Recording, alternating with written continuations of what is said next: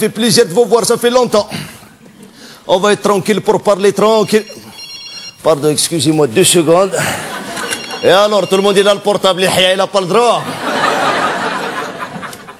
Vous croyez que j'allais laisser passer l'an 2000 et moi je reste derrière? C'est les enfants qui me l'ont offert pour la fête des pères. Je la connaissais pas cette fête, mais elle est magnifique. Il est bien ce portable.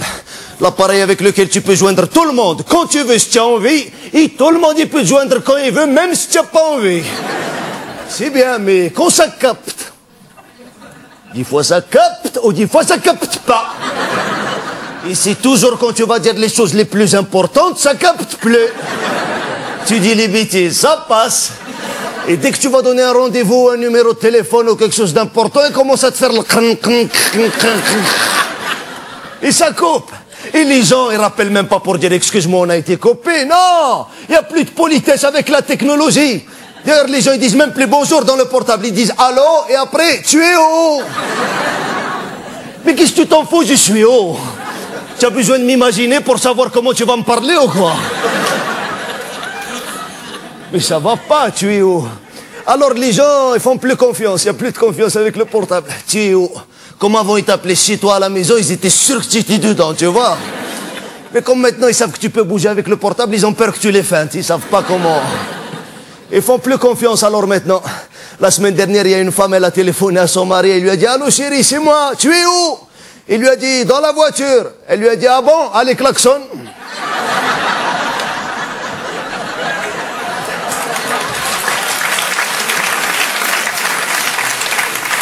Attention.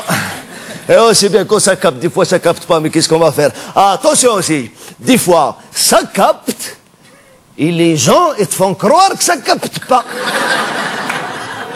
À chaque fois que je commence une discussion avec mes enfants qui n'ont pas envie de la discuter, attention papa, on va être coupé, je passe dans le tunnel. Le tunnel. Depuis qu'on a les portables dans ma famille, Paris c'est devenu une ville souterraine.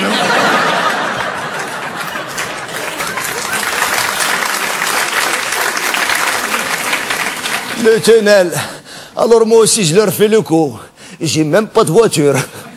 Mais je leur dis même à pied, il y a des endroits où il faut creuser un petit peu.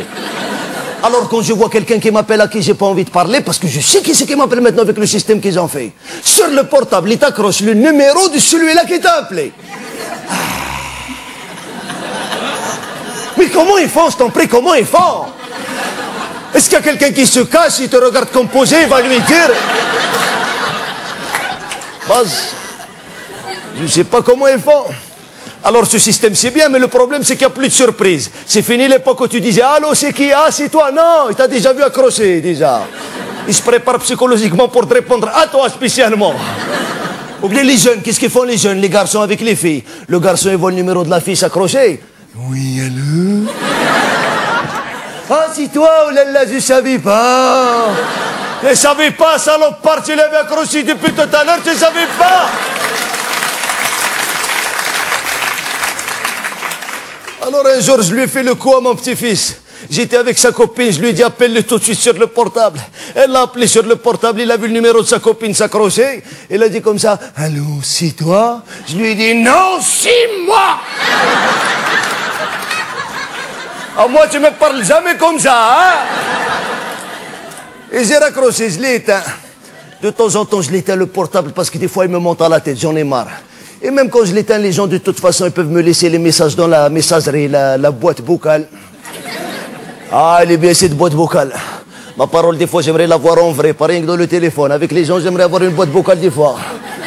Quand je rentre à la maison fatigué, stressé, énervé, que ma femme elle continue encore avec va faire ça, regarde ça, et regarde celui-là, là-bas, viens, reviens.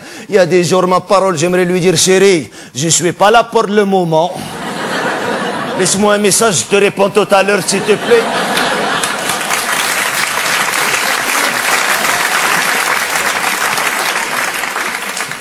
Mais ça serait la paix dans le monde, ça. Imagine, tu marches dans la rue et tu vois quelqu'un qui t'a pas envie de parler. Tu te mets sur boîte vocale.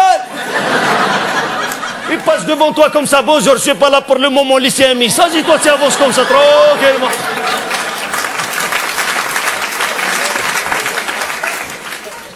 Elle est bien, attention, elle est très bien cette boîte vocale.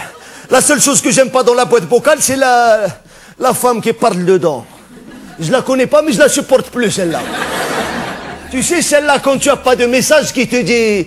Elle te le dit pour t'énerver. Déjà que personne t'a téléphoné, elle rajoute pour t'énerver. Vous n'avez pas de nouveaux messages. Allez.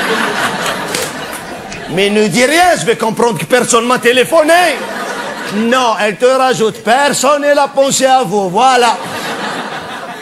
Rajoute, c'est bien fait pour ta gueule aussi, non? Elle m'énerve, celle-là. Ou bien quand tu as des messages, elle te le dit, elle parle doucement, très lentement, pour que tu dépenses bien l'argent. Elle dit bonjour. Alors moi, pour pas perdre le temps, je lui réponds pas. Comme ça, on rentre pas dans comment ça va.